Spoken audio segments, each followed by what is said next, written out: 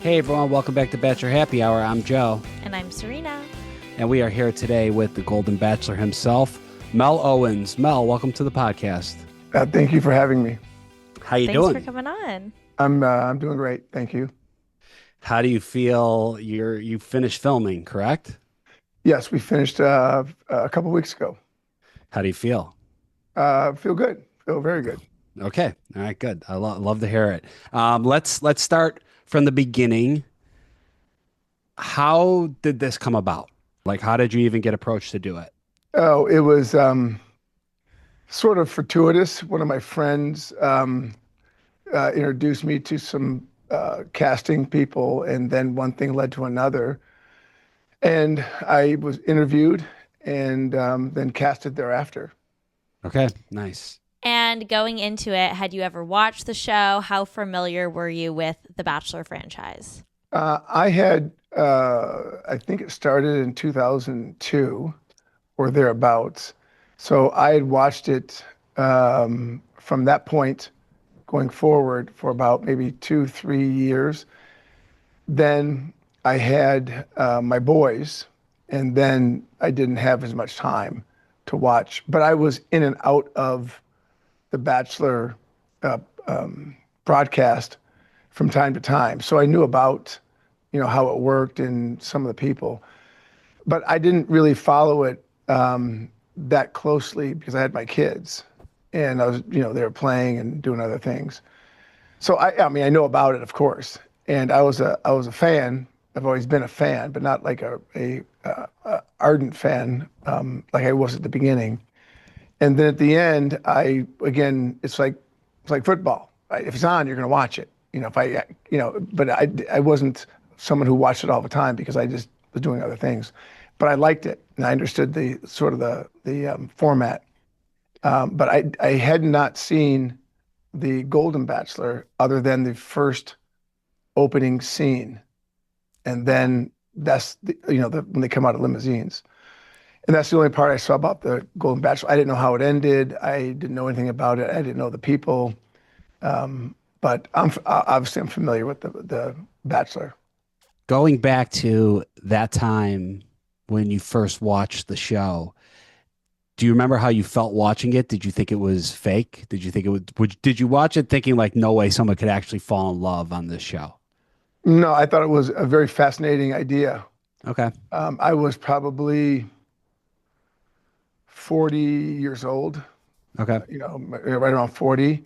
I thought it was fascinating. I thought it was great. I was into it. Yeah. I was a lawyer, and so in that law firm, people were always, talking about it.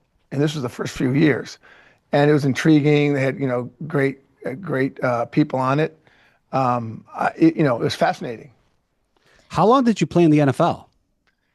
Top to bottom 11 years. I was accredited for 10, but in the 11th year I left. And you're a lawyer as well? How'd you have time for that? I did it afterwards. Okay. Wow. So after I played, I worked in the financial industry for a while, and then after that, I went to law school. How did you make that decision? Well, I got very smart friends, and I called up my agent, who was my lawyer at the time, and I was going over some of the things I wanted to do afterwards. And he suggested I go to law school, and I took his advice because he had represented me the entire time, and he still represents me today. And he's a smart guy, and he's hit on all cylinders all the time. So I just followed his advice. It's real simple. And He said, all right, you're done. Now you're going to law school, and you're like, okay, sounds good. Yeah, I mean, yeah, and it was a great decision. And again, I had great advice, so I just followed the advice, and it was a good decision. do you think there's more opportunities now for players leaving the NFL than there was during your time? Yeah, well, because the media is different. Yeah. Now, when I came in 1981, there was no free agency. So with whatever team you were on, and you were there basically forever. Now, thank God I was with the Los Angeles Rams because that was my favorite team as a kid. Okay. So, and I'm from Detroit. At the time, and for a long time the Lions were no good. So I'm not really a So you Lions became fan. so wait, you grew up in Detroit, but you were a Lions fan, huh? Or I mean, a Rams fan? Yes, Wow. my favorite player was Deacon Jones. Okay. He's a great Ram player, and but what I liked was the Rams always came in the afternoon, right? Because they had the first game was like, during the East Coast, second game was West Coast, so we'd watch the West Coast game, and it'd be green and palm trees, and then the Rams had all the players. It was a glamour team, and I just fell in love with the Rams. They're my favorite team, and I played Pop Warner for the West Side Cubs, and I just loved the Rams. I loved Deacon Jones, so then I got drafted by him, many Wow. years later, and it was dream come true. So I was playing with the Rams in 1981, and there was no free agency. So there's opportunities. Don't get me wrong, but not like there is today with all the social media and the streaming and the internet and all the other outlets you can go. And then 87, 80, 82 there was a strike. 87 there was a strike. 92 I believe was the time where they resolved the lawsuit, and then that was the first time $1 billion TV contract was in place with free agency, and then everything blew up from that point. Got it. Interesting. And then do you currently live in Los Angeles now? I live in Orange County. Okay. Okay. And how many kids do you have? I have two boys, Two boys. How old are they? 18 and 20. What do they think about their father being the Golden Bachelor? Well, they're at the time they were teenagers, Yeah. and teenagers are teenagers, and they were just, like, do it, don't do it, what is it? They knew about The Bachelor, but they weren't really invested. As a matter of fact, my younger son, we were actually watching the Grant season just by happen chance, right? This was before I was even casted. I wasn't even contacted. We were just watching it. It came on, and I sort of it was like maybe in the second week of the programming. And so he was watching it with me, and so that was the first time he watched it. And, obviously I knew about it. So when I'm telling him how it works and he's watching it, then the advertisement came on for the Golden Bachelor. And he said, "Oh, Dad, you should do that."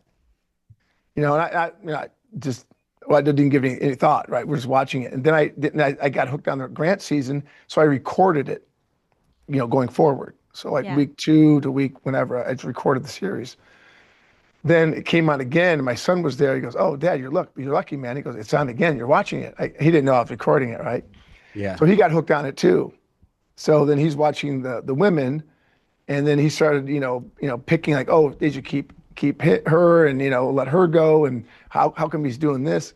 So he got into it, right? And then we followed it to the end, and we saw the final episodes. So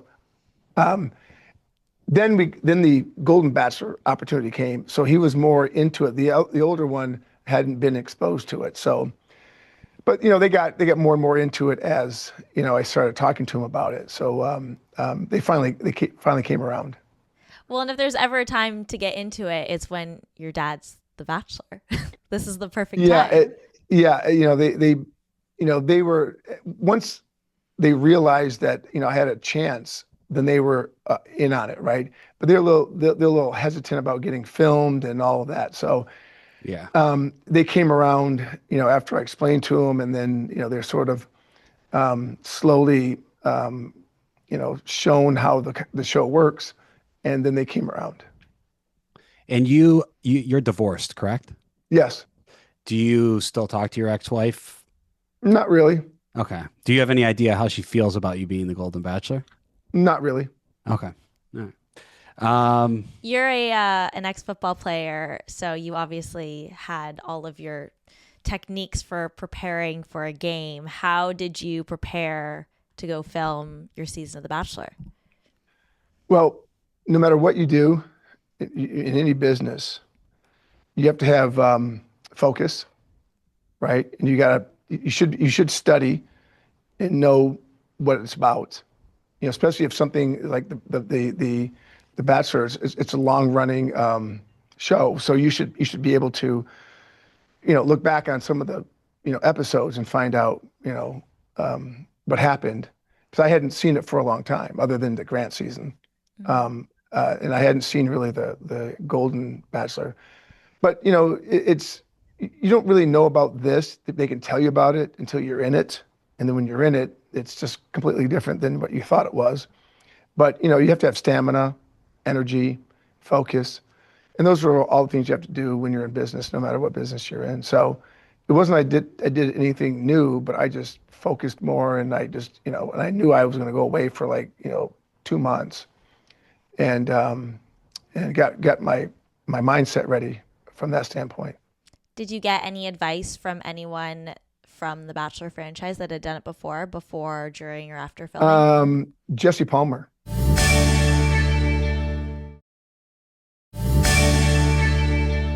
Jesse gave me advice, because he had, obviously he's the host, so he sees everything. Yeah. And then when he was, younger, he was the Bachelor. So, he was, and he played football too.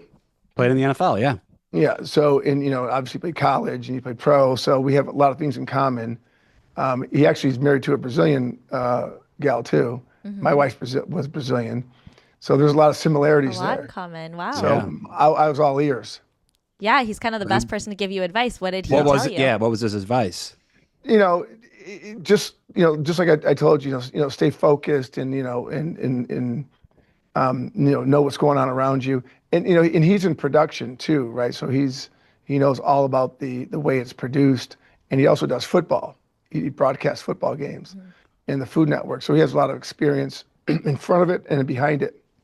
So just to be aware of things, and and just advice along the way. And plus, he was on set a lot, so I got to talk to him, and I ate dinner and breakfast with him a lot. Nice. That's nice. great. What were you most excited for, and what were you most nervous for going into the season? I just anticipation, because I didn't know what to expect, other than I know that it was going to be a first-rate, great run production, which they all are, and I knew they're going to have the beautiful women and sophisticated women, and the profile, they try to match up with your profile. So I knew all of that going in was going to be great. I didn't think anything other than it was just going to be a great experience. What was dating like before this for you? I really didn't date before, because I had my boys growing up, right? And my boys were with me the majority of the time. So I had them, and all my energy was with them. So maybe a handful of dates here and there, but nothing serious, nothing long-term, nothing. Yeah. Yeah. Let's talk women, Mel. What is your type? Well, I've said it before, someone who has energy, great personality, active, adventurous, lifetime learner. But energy is a big deal. Do you typically date like blondes, brunettes? Doesn't matter. Tall, short? That doesn't matter. No? That doesn't matter. What do you do? Do you are you active? Do you go to the gym a lot? Any sports now? Other than just dominating my kids, like in ping pong and in basketball, but I don't play sports. I work out, obviously, to stay in shape. But I don't play, just like basketball a little bit, ping pong, bowl, but no golf, nothing like that. Do you miss football? What's that? Do you miss football? No. That's so funny. I feel like all professional athletes say that. Like they don't usually, they're usually like, no, I'm good. Like I had my time, and yeah, I'm good. I'm on exactly. to the next phase. Those are my words. Good. I had my time. I played 26 straight years of football. It's a long time. I love football. I love sports. Yeah. My boys play baseball. They're going to play baseball in college. I'm all about college sports, high school sports, because I was coaching at the high school for a number of years, football. So I like to be around the sport. I like, coaching, young people, and sharing knowledge. But, playing wise, no, no, I had my time. Okay, let's go. Take us to night one. You're standing there waiting for the women to step out of the limo. What's going through your head at that point? I'm just nervous, man. Just nervous. Just, anticipation, nerves, excitement, Yeah. but it was a wonderful feeling though. It really was. Because, there's a lot of leading up to it, a lot of people telling you, not so much what to expect, but like production. You're standing here, they're going to come here, this is what's going to happen. And basically it's flawless, as you guys know, except for there are a few glitches here and there, but they just smooth right over them. But mainly it was just nervousness. And, it was good nerves because, I played football, I'm an attorney, before cases, before games. If you're not nervous, then you're not You're serious. not excited. Yeah. Yeah, you're not excited, you're not nervous. So, and it can't be manufactured. So, the nerves are real, but they're good nerves. And I just enjoyed it. Night Nice. one is Joe and I's It's one of our intense. favorite episodes because yeah, there's so much emotion. It's so intense. But having been there, it is such a well-oiled machine. Like they have night one down to a science. So you really Yeah, just yeah. kind of get to like you're just flowing through the motions of where they're telling you to It's go, one what of the they're telling you to do. greatest experiences I've ever had in my life. Hmm. Those 3-4 hours, because it takes a little while, to get them all through the introductions. But it's just something that to experience is unreal. It really is. It was a really good experience. For these women, what could they if let's say someone you end up with someone, what could she expect with a life with you after the show? I'm a nice guy. You're gonna have a lot of fun with me. I'm interested in them, and what they do, because it's got to be a two-way street. Um, I'm choosing them, but they're also choosing me. And there's going to be a lot of similarities, but also I want to learn from them as well, because that's why, we're together, and it just can't be one-sided either way. So I think for me, they're gonna get someone who's excited, to live life and to keep learning, and have personal growth. Are you still working or are you retired? I'm still working. Is traveling back and forth or potentially moving cities something that you would consider? Yeah, well, anything's possible. It just depends on the circumstance, Yeah. and where I live and then where she lives. But you never know. And I talked to Chalk. I think his name is Chalk Yeah. from the first Bachelorette, Golden Bachelorette, and they live apart, right? I mean, I think they're engaged, but they live apart and they travel. So, if you want it to happen, it can happen. Yeah. On the first night of The Bachelor, there is the first impression rose. What were you keeping an eye out for when you're looking for someone that makes a good first impression? Well, just that, the impression, right? What really hits you, hard, and that you can say, wow, that was something different. That was really a different experience, and that one made an impression on me, obviously. So I really wasn't looking for the first impression other than feeling it. And then when you feel it, you go, oh, that's the person. And look, they all were impressive, right? And they all had great stories and very sophisticated and accomplished. So it's hard to say that's the one, except for on that night, that was the one. Of course. And so it's a special, feeling, and that's why the person gets the first impression rose. Of course. It's going to be 20 something amazing women, but you're hopefully not going to fall in love with all of them.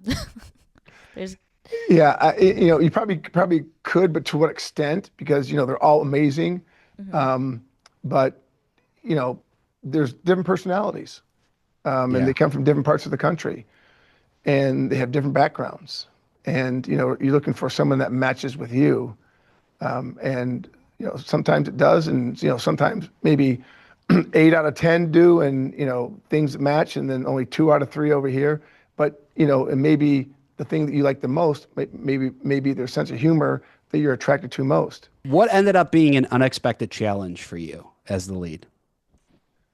Well, the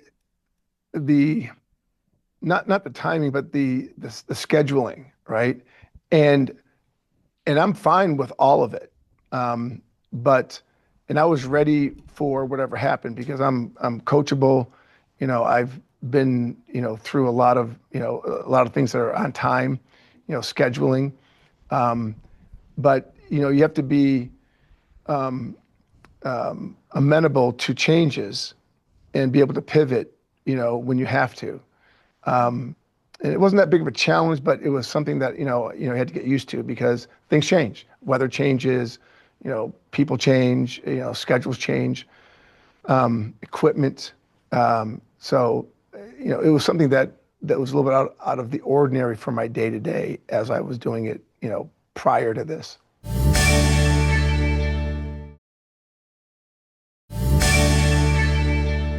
Something that we see a lot of the leads that come on this podcast express that they have difficulty with is the eliminations, sending people home that they obviously have grown to care about and kind of breaking their heart a little bit. How was that for you? Same way. I mean, you just don't want to do it, right? Because you know how much time and energy they've invested into, the process, into the journey. And obviously, as it gets, deeper into the season, into the show, it becomes more difficult because you spend more time with them and you get to know them. And there's no rhyme or reason really that you're, letting people go other than that's just the way the show is set up. I said if I had met, the women individually, it would be yes to all of them individually, but that's not how it works. It's, there's like 23 or 25, on a show, and you're getting down to one.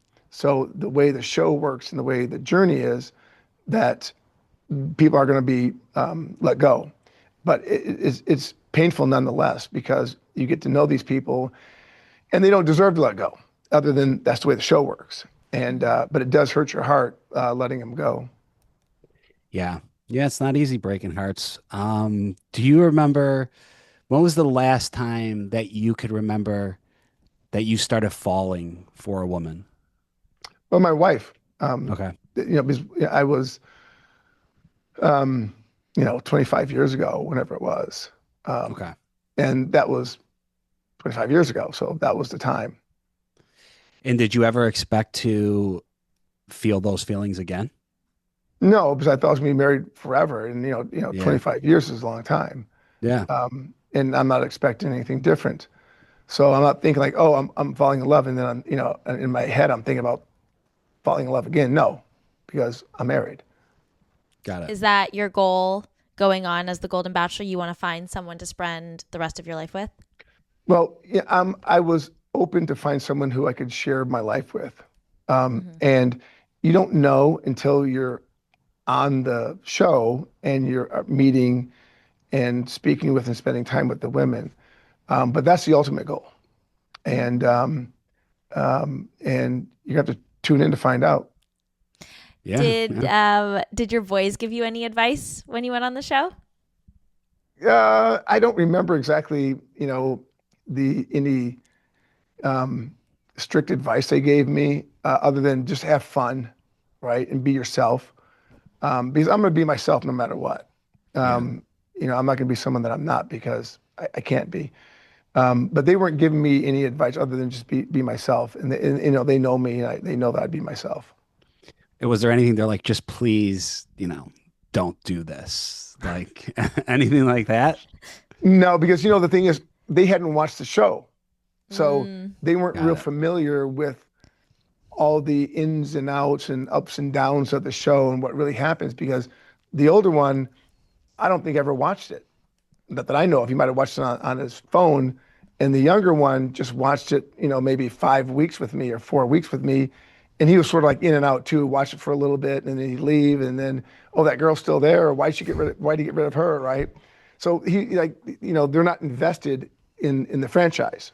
So they didn't know how it works. So they didn't have any any advice like, hey, don't do this and don't do that because of something they saw before. So not Got real. it.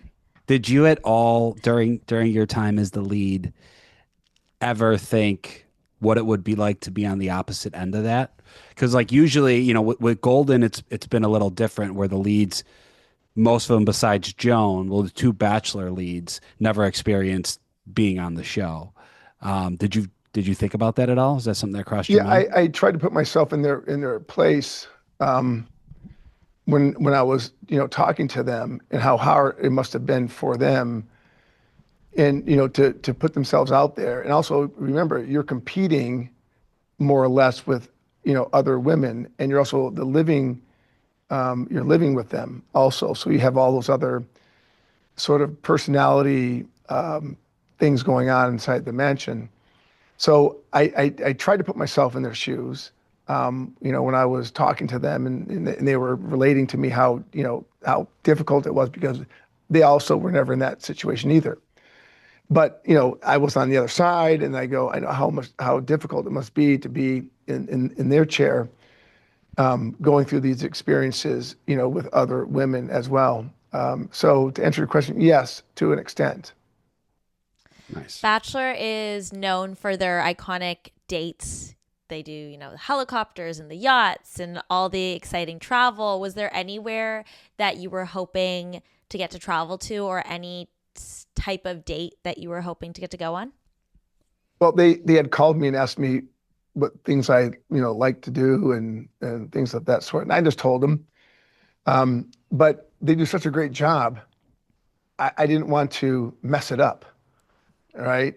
I go, you guys just do your professional job and I know it's going to be great. And they're all great. They're all amazing experiences, right? Just wonderful. So I'm glad I didn't offer up anything that would screw it up, and they did a great job. Yeah, I would.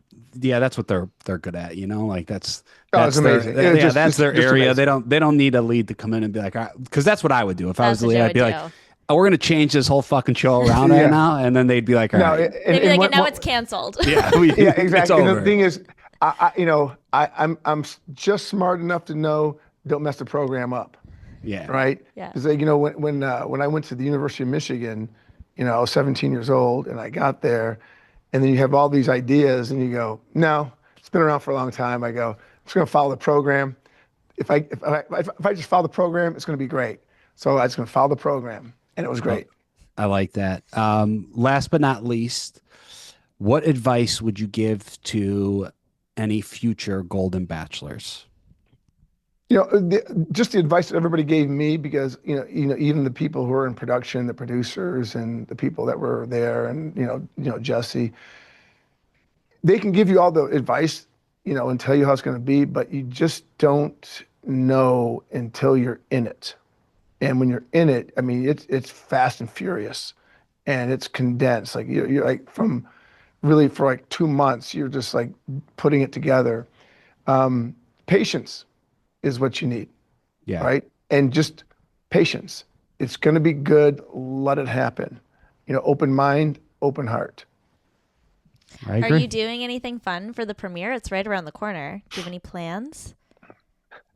Actually, I'll be in New York because they've got the things planned for me. And again, I'm just following along the program. Just go with it. You're just along for the ride. I'm just going with it, right? I'm not going to try to do anything different. I'm just going to go with it. So, you're like, tell me where to be, I'll be there. Yeah, I'm not planning anything.